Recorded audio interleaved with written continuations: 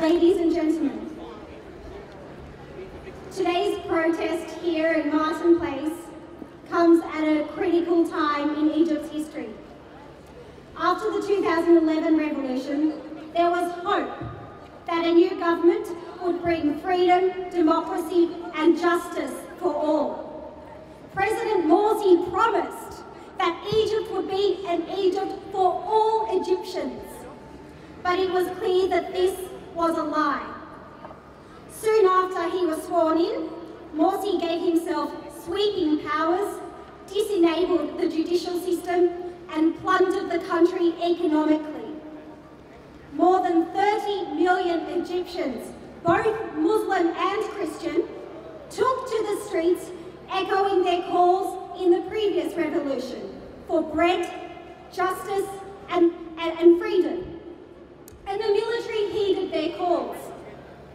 But the Western governments call it a coup. What an insult to the overwhelming will of the Egyptian people. And for 8 weeks, supporters of President Morsi dominated a large business and residential district, Rabaa Square. Western governments and the media have been quick to criticise and demonise the military for their crackdown on the protesters in recent days. But they have failed to paint a true picture of what exactly is happening in Egypt. The story that comes out of the Western world is that the military used excessive force on peaceful protesters. But ladies and gentlemen, what sort of peaceful protesters go on a rampage, burning churches, mosques, schools, orphanages, hospitals? What sort of peaceful protesters shoot point blank a 10-year-old girl in the head as she's leaving from Bible class? What sort of peaceful protesters brutally execute 100 policemen and army conscripts? What sort of peaceful protesters destroy ancient Egyptian museums, ruining thousands of Egyptian artifacts that have survived for thousands and thousands of years? That is my heritage. Ladies and gentlemen, it is not just the Egyptian people that have come under attack. It is our heritage, our Egyptian way of life, and our people's struggle for freedom, liberty and justice. All have been threatened by the Muslim Brotherhood. The Egyptian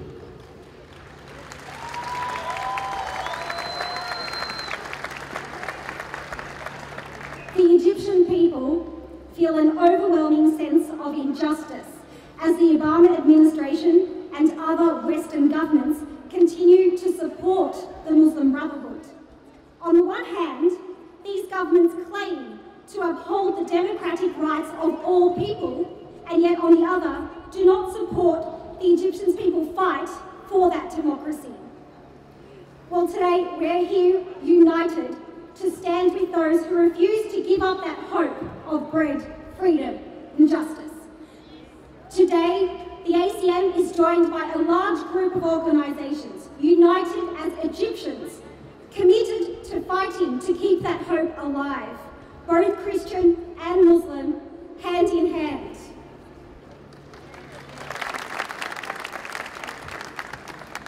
But we must also acknowledge the dark and ugly side of this conflict. We are all human, and every life is precious. Each person is a child of God, and any life that has been lost in this conflict is one life too many.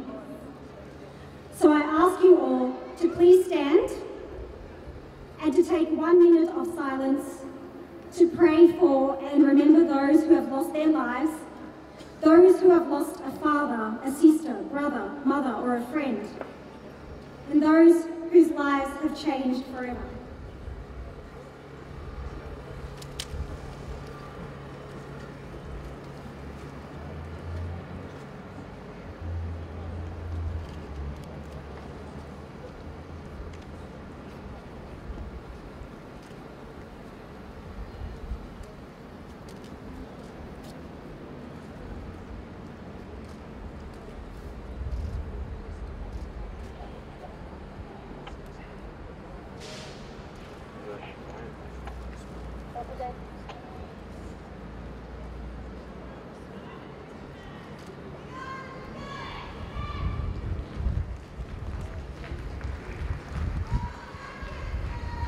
Thank you, you can take a seat.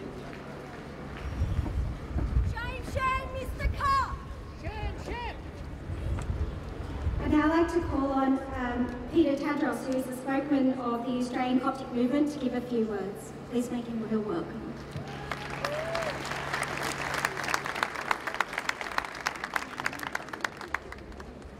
Members of the clergy, including Professor Sheikh Mustafa Rashid and Azharik Sheikh, please make him feel welcome today for taking a stand for the truth and justice.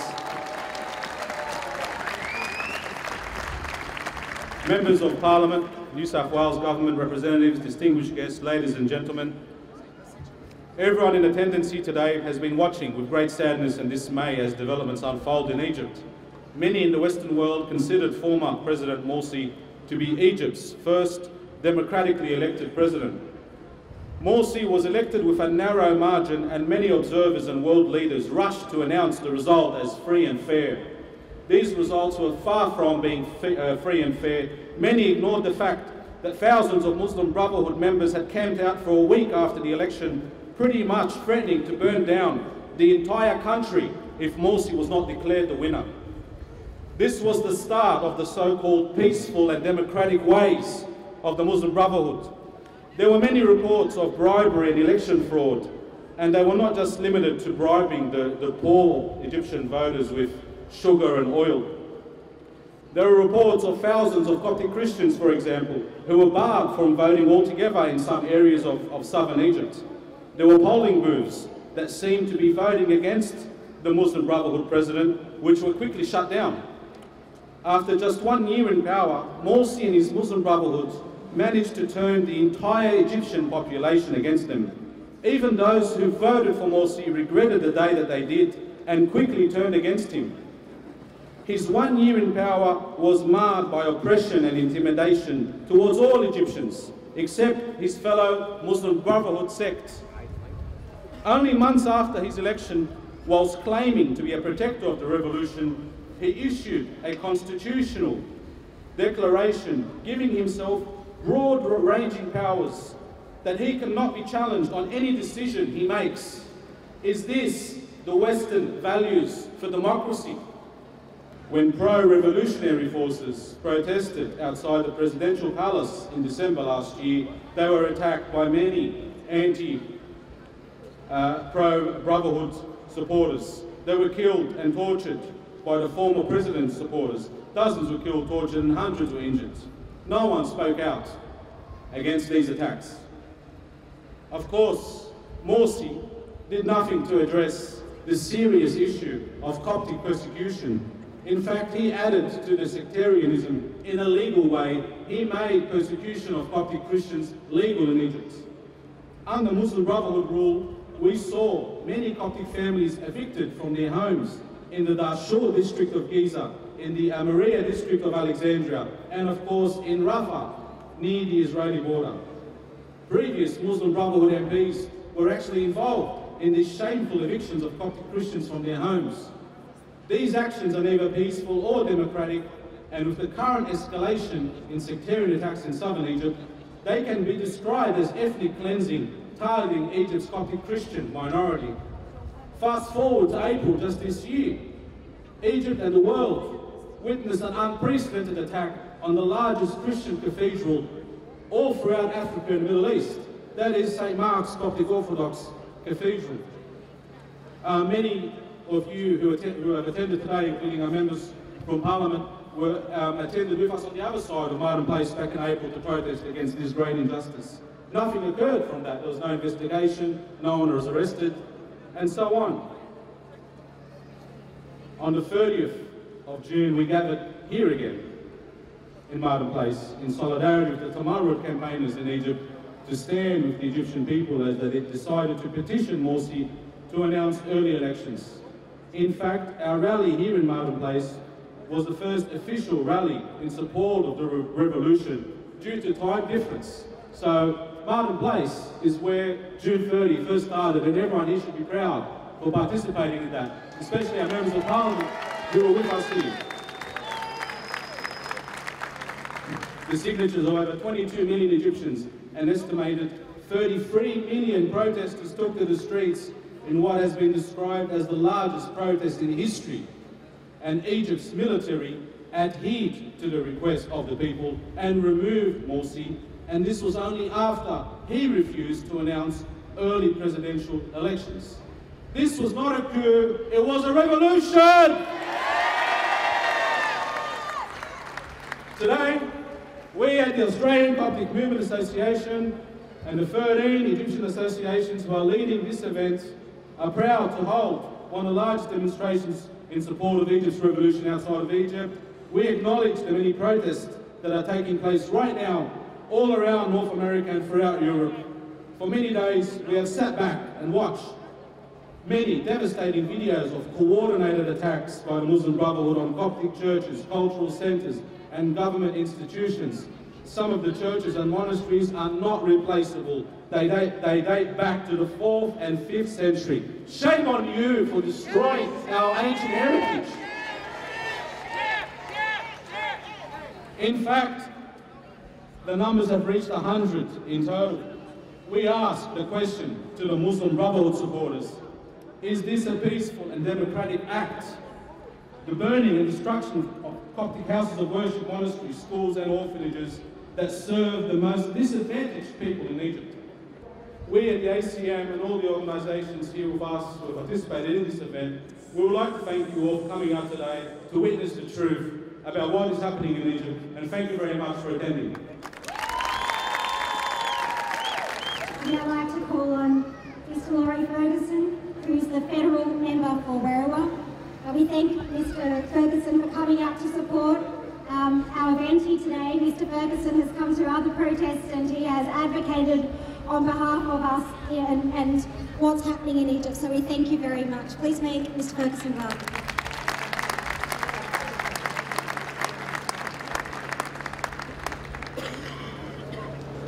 Religious leaders, members of the Coptic community.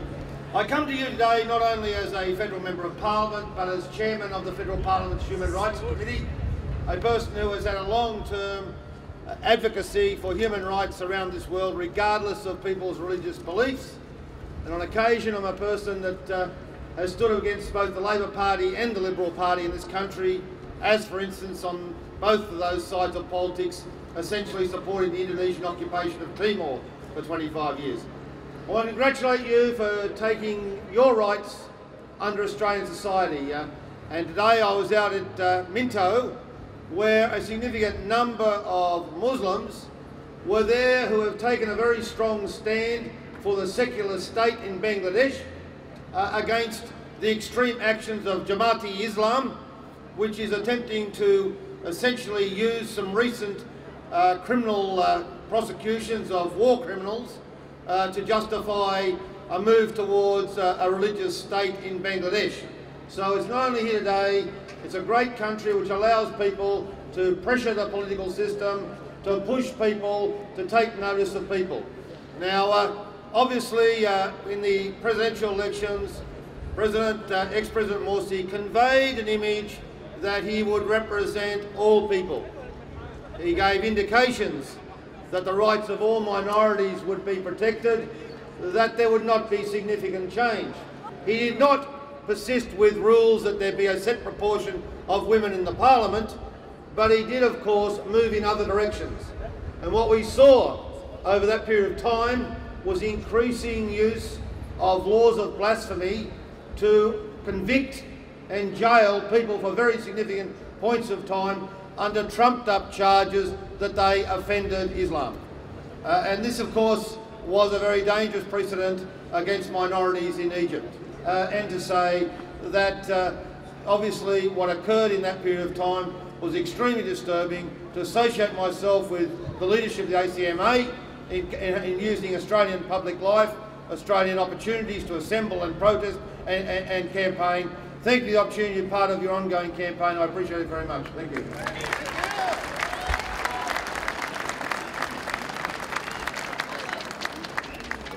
It is not a coup!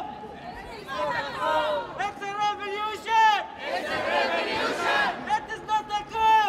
It is not a coup! It's a revolution! It's a revolution! Please welcome the Honourable Reverend Fred Nile, Member of the Legislative Council, Leader of the Christian Democratic Party, and President of the Legislative Council.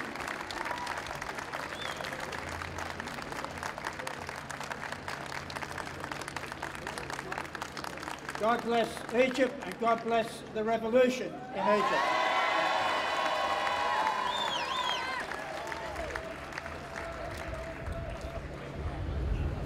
I was here, as Peter Tadros said, that the revolution probably started here at Martin Place, and I was pleased to have the opportunity to actually go to Egypt and to visit Cairo with my fiancée Savannah Nero, so we could encourage the Christians and the moderate Muslims and the secularists who were standing up against President Morsi and calling for his removal.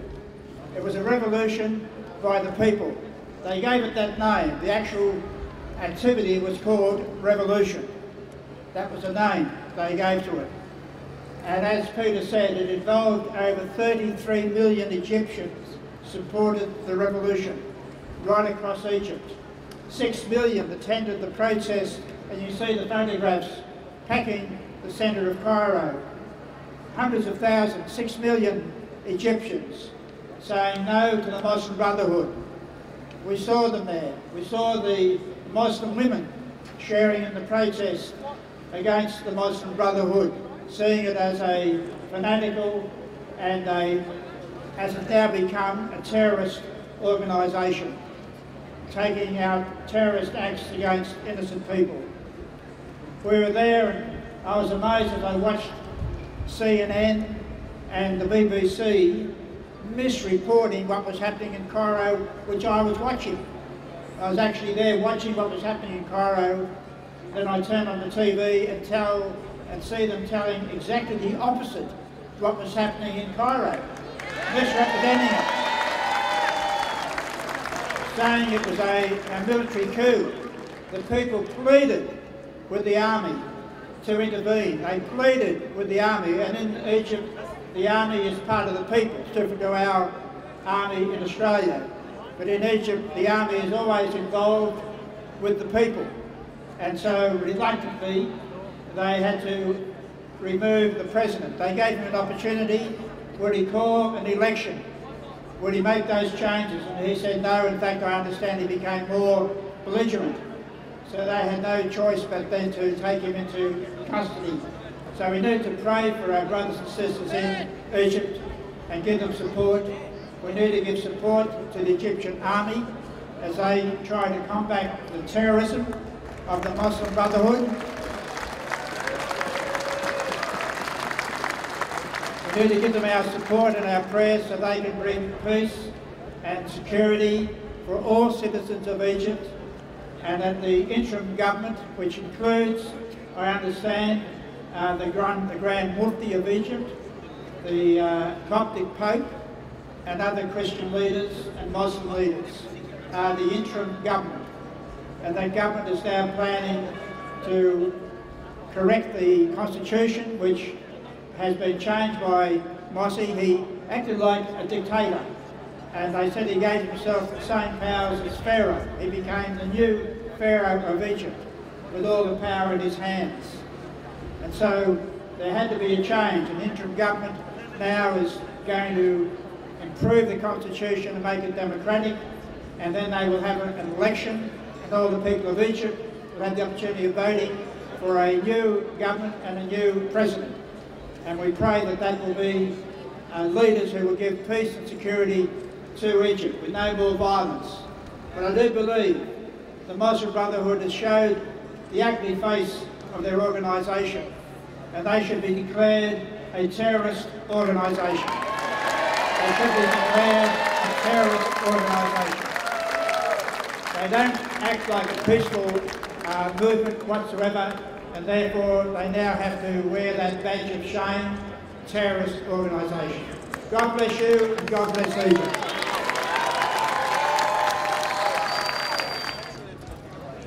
Mr. Craig Kelly, MP, Federal Member for Hughes, was not able to make it, but he asked me to read a short statement that he sent through.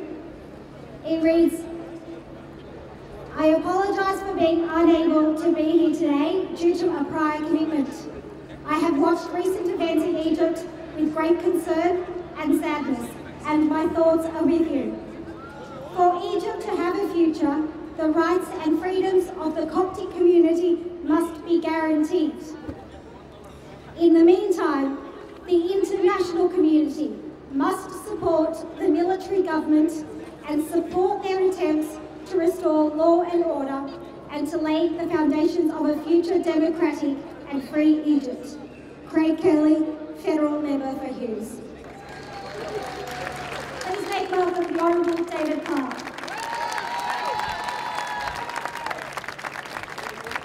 Well, thank you, and it's a great honour to be here today in solidarity with the Coptic Christians of Egypt in their fight for freedom against the Muslim Brotherhood. Today in Egypt, millions of Coptic Christians and others are living in fear for their lives. In recent days, 100 Coptic church buildings have been destroyed. Churches, orphanages, monasteries, Christian homes and businesses have been burnt to the ground. Coptic nuns have been kidnapped and paraded through the streets like trophies. Coptic Christians, shame indeed. Shame on the Muslim Brotherhood. In Egypt today, there is a jihad of violence against Coptic Christians. There is a jihad of murder against the Coptic Christians. And where does this jihad come from? It comes from the Islamists, and it comes from the Salafists, and it comes from the Muslim Brotherhood, and it comes from the followers of Muhammad Morsi. That's where it's coming from.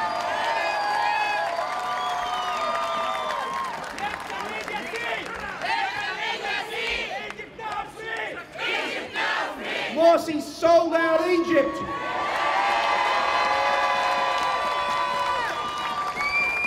Morsi lied because he promised an inclusive government, but instead he purged the judiciary and the army and the government by bringing to power people like the leader of that terrorist organisation, that killed those tourists in 1998 in Luxor. He made that man the new governor of Luxor. Can you believe such an evil thing could be done? He said there would be a new constitution drawn up by a broad spectrum of people, but he isolated everybody except the Muslim Brotherhood. He said it would be a democratic constitution, but what it does is enshrine even more so Sharia law. He said there'd be equality for women, but their rights have been taken away even more than they were before. He said there'd be a better deal for the Copts, but they are being squeezed even more and more as the days go by. He in fact made the constitution of the Muslim Brotherhood the constitution of Egypt. That's what Morsi did those months ago. And that's why 20 million, in shame indeed, that's why 20 million Egyptians took to the street calling for the overthrow of Morsi. That's why 20 million people signed petitions against Morsi. That's why General El-Sisi overthrew Morsi in the name of the people, in the name of the people. God bless General Sisi for what he has done.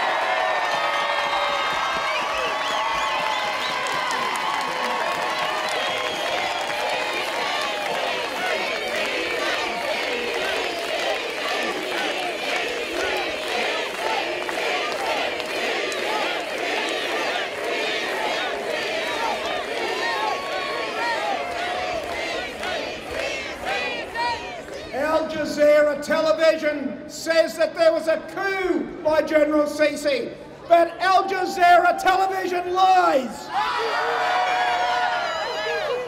The coup was by Mohammed Morsi, because he betrayed with false promises the people of Egypt. Al Jazeera says that the Muslim Brotherhood demonstrations are peaceful, but Al Jazeera television lies again.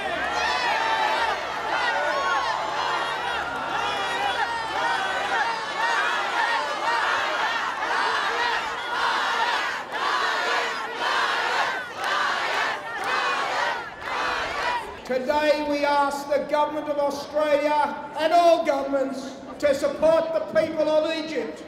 Today we pray for the people of Egypt in resisting the Muslim Brotherhood. Today we pray for the victory of the people of Egypt over the Muslim Brotherhood. Today we pray that God will protect General Sisi in what he is doing for Egypt today.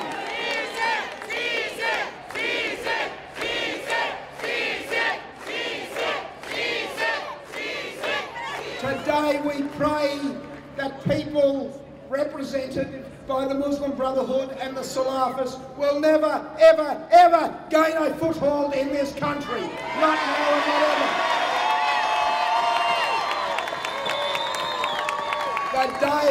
The final days of the Muslim Brotherhood in Egypt are coming to an end.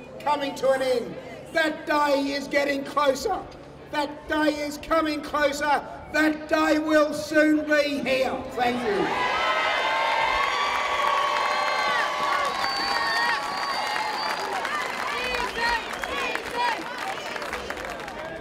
I'd now like to welcome Dr. Iman Sharobin, a woman to take the tone. Dr. Iman is the Commissioner for the New South Wales Community Relations Commission and the Immigrant Women's Health Service Manager at Fairfield and Cabramatta. She is also an Anti-Discrimination Board member. Please make Dr. Iman feel welcome.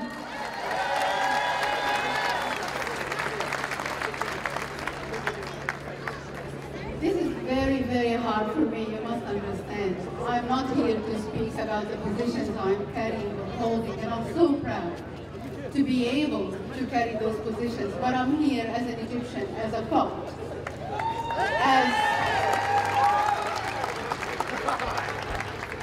as a woman who did not sleep full night since what's happening over there in Egypt.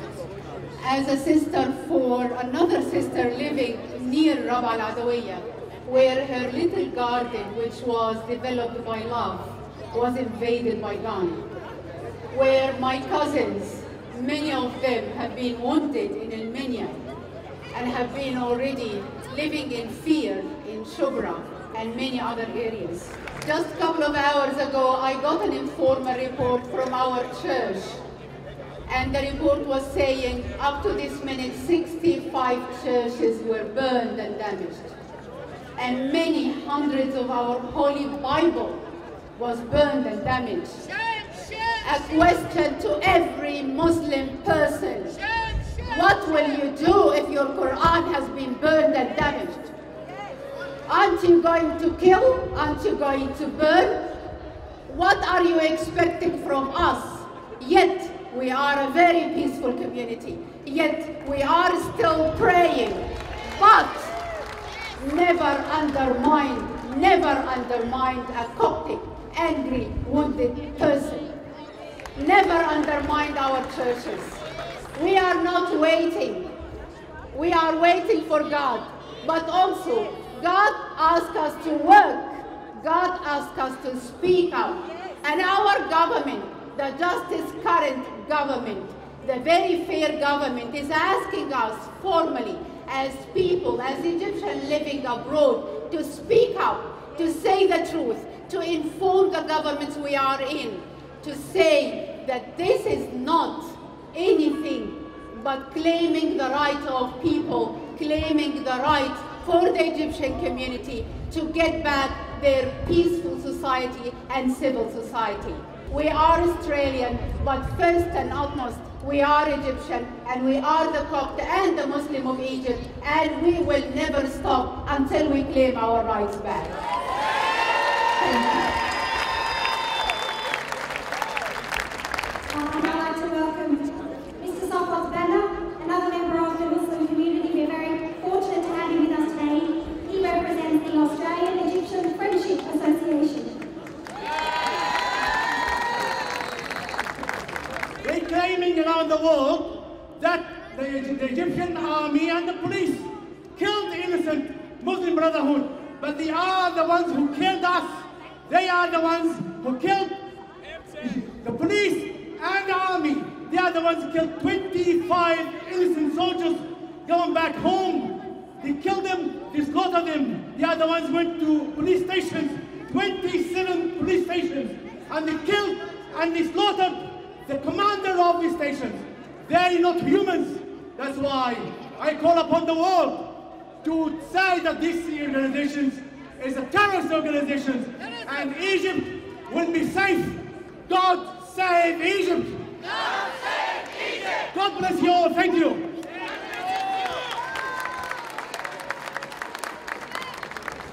We're very fortunate and pleased to have with us Mr. Scott Morrison, who just came back from a previous engagement. So we thank you very much for taking the time to come out here to Martin Place. Mr. Morrison is, as you know, the federal member for Cook and the Shadow Minister for Productivity and Population and the Shadow Minister for Immigration and Citizenship. Thank you very much, Mr. Scott Morrison. Please make him feel welcome.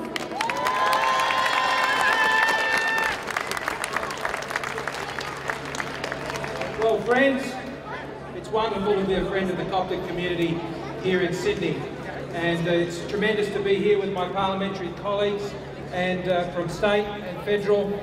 It's particularly wonderful to be here with you today to celebrate something that's very important to all of us Australians, and that's the peace and freedom we enjoy in this country as Australians. And that is a peace and freedom that we all would like to see in Egypt. For all of your friends and all of your family and all of your fellow believers in Egypt. That is our prayer. That is our hope. That is the thing we want to see, because that's the life we can all live here as Australians. And that is the life the Coptic community here in Sydney in particular has contributed to over generations. And so I come here today as a spokesperson not only for the Liberal Party but also for Tony Abbott, our leader, and just to say to you that under a coalition government, as I have said from this platform before, that there will be places under our refugee and humanitarian program for Copts who are suffering persecution in Egypt. One of the reasons we have taken such a strong stand on the issue of border protection in this country is because we want to see the integrity returned to the refugee and humanitarian program, so there are places available for those who are being persecuted around the world, but particularly for the Copts of Egypt who have struggled and suffered for so long. So I bring you that message of support today. I bring you that message of thank you for the contribution you continue to make as fellow Australians. But the thing I think we most much reflect on today is to celebrate the wonderful country in which we live, and to hope that one day that wonderful peace and freedom we enjoy here in this country, which you enjoy, we all enjoy, will come one day to the people of Egypt. As we see what's happening in Egypt today, our hearts are very, very troubled, and our hearts break. And through so many other places throughout the Middle East, it is something that just brings us all to tears. But hopefully those tears one day will change to something far better.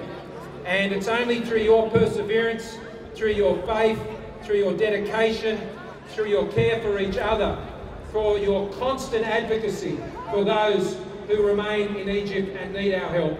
I want to thank you for that. It has been a tremendous demonstration today of your compassion and of the feelings that you have that run deep for your fellow Copts back in Egypt. So maintain that faith.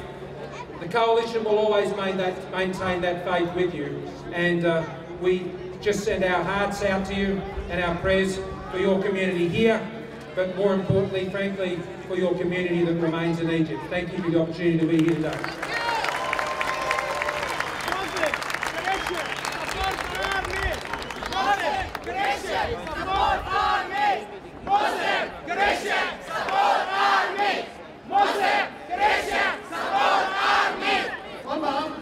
Coptic Movement Association, I would like to thank you all for making the time to come here today, not only to show your support for Egypt, but to demonstrate your commitment to democracy, to justice, to the rule of law, to peace, and to most importantly, the downfall of terror. The ACM is at your service. We service the community. This time last week, we assessed that we had neither the resources nor the appropriate time frame to organise this rally. But it was you that called out to us and said to us, we need this, we need to make our voices heard. This rally is organised today on behalf of you, for all of you, and I thank you very much for giving us that opportunity to do that. Try and keep this out of the... All right. So, Mr. Morrison, could you sum up for us maybe the policy, the Liberal policy toward the community in Egypt? Well, it's always been our policy to provide the support through our refugee and humanitarian program, particularly the special humanitarian program for those who are persecuted in Egypt as Copts, to be able to find safe haven here in Australia and to join many of their own community here who have made such an extraordinary contribution to our country.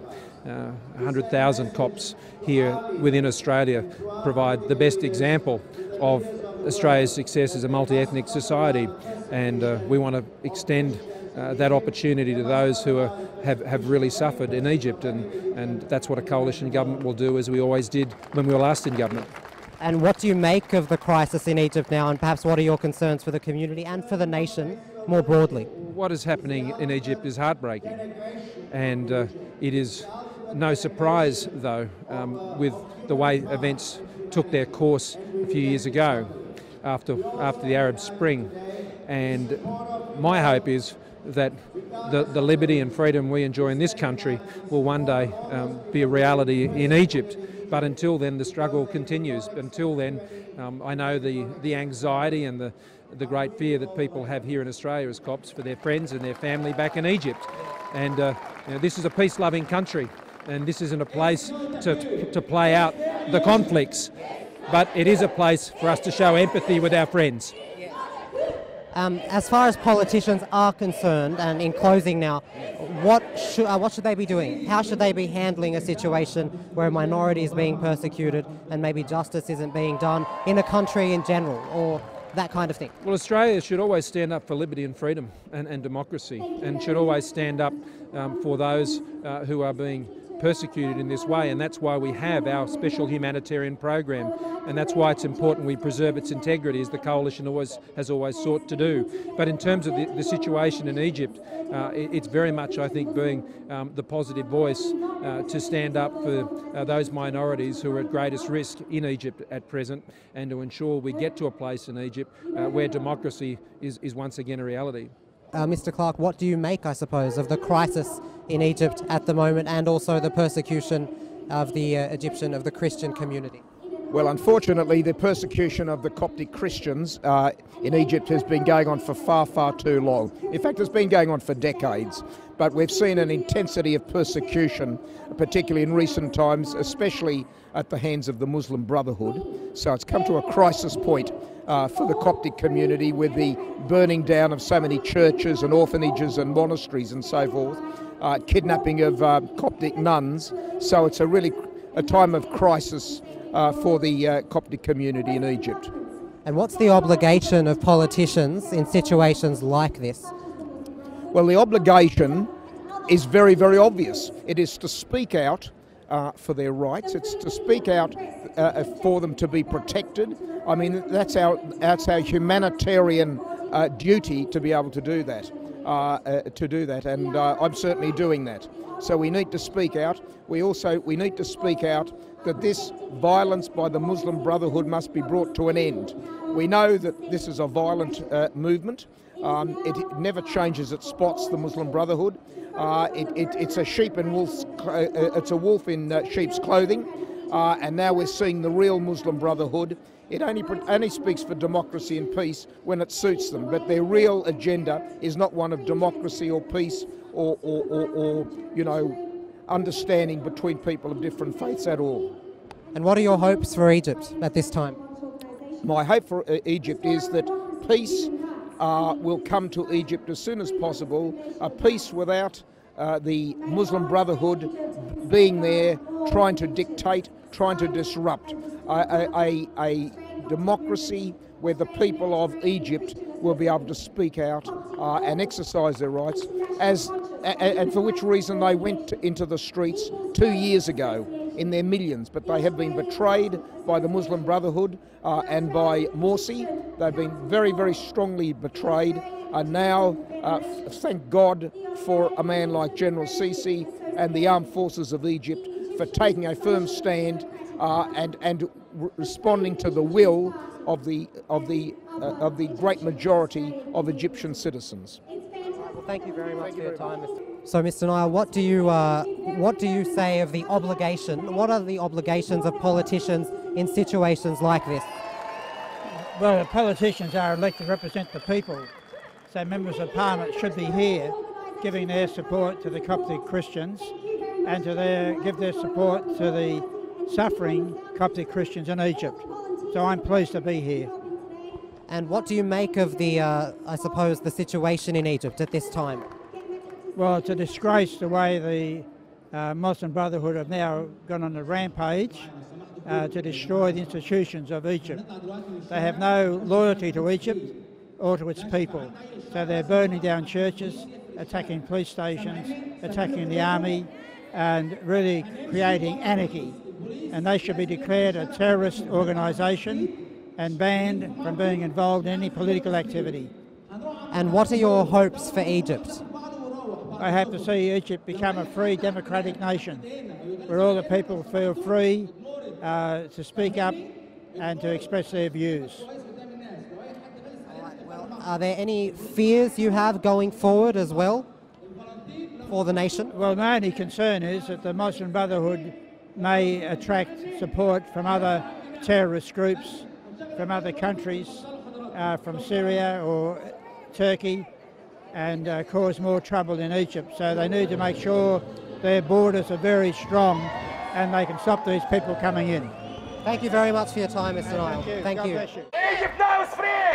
Egypt now free! Hands off Egypt! Hands off Egypt! Hands off Egypt! Hands off Egypt! Muslim! Muslim! Christian! Christian! Support the army! Support the army! Muslim! Muslim!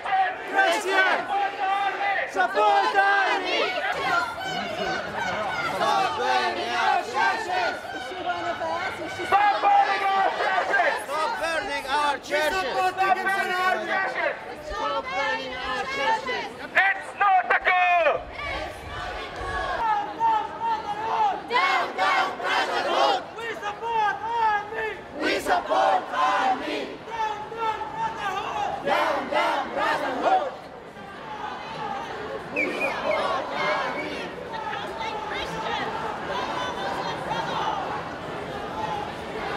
We support CC!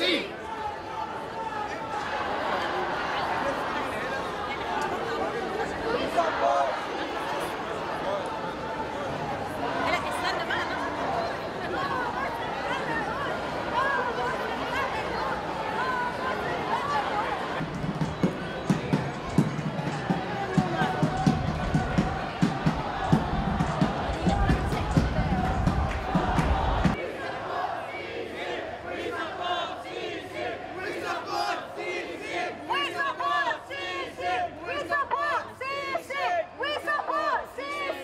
No to the Muslim Brotherhood! No to the Muslim Brotherhood! We don't want Brotherhood! We don't want Brotherhood! No to the Muslim Brotherhood! No to the Muslim Brotherhood! It's a revolution! It's a revolution! Revolution! Revolution! Revolution! Revolution! It's not a coup! It's not a coup! It's not a coup!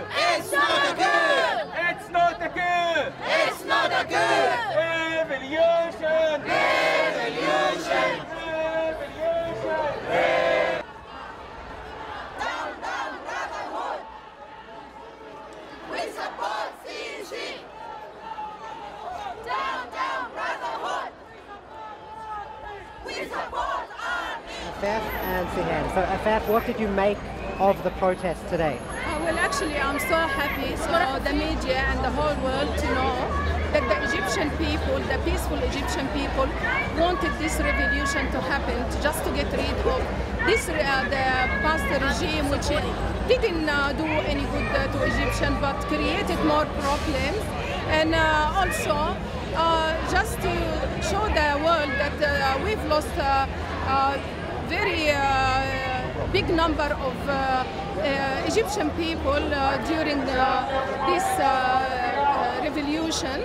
I lost one member of my family, been shot by these terrorist people, took his body to Rab al Adawiyya, which were, you know, they being crowded there, and claimed that Hussam is from Muslim Brother, until his father tried his hard to take his son's body to bury him in peace.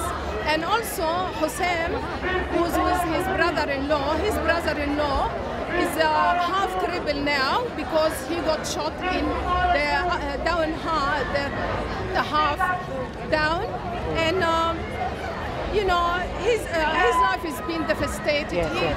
So what are your hopes? So first of all, what are your concerns for the country? Well, actually now the damage happening to the churches and the mosques and the roads and all the buildings, the historical buildings, and people, the peaceful people, they have no weapon in their hands, they're being killed by these people. I hope that the army and the police take the right, and before these terrorist people shoot these people, get rid of the violence, make the country peaceful again. Sam, what did you thank you very much? What did you make of the protest today?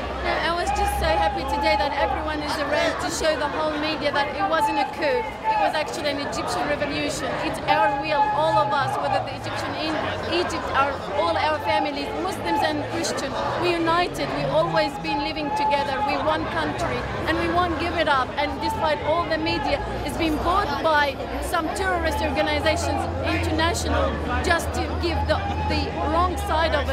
But we're here to support that Egypt is free today. We Muslims and Christians together, we supporting our country. It is a revolution and it's going to get better. Hundreds and hundreds of civil people are dying every day in Egypt. Churches is being burned, mosques is being burned, and people are being killed and they mutilate their bodies in the street, and the media doesn't show that. We're here to show everyone, the whole world, Egypt is one, Muslims and Christians, and we're against terrorists, against Muslim Brotherhood, and it's going to go ahead. And Egypt is always a country that everyone is proud of, and it's going to go ahead and make us more proud.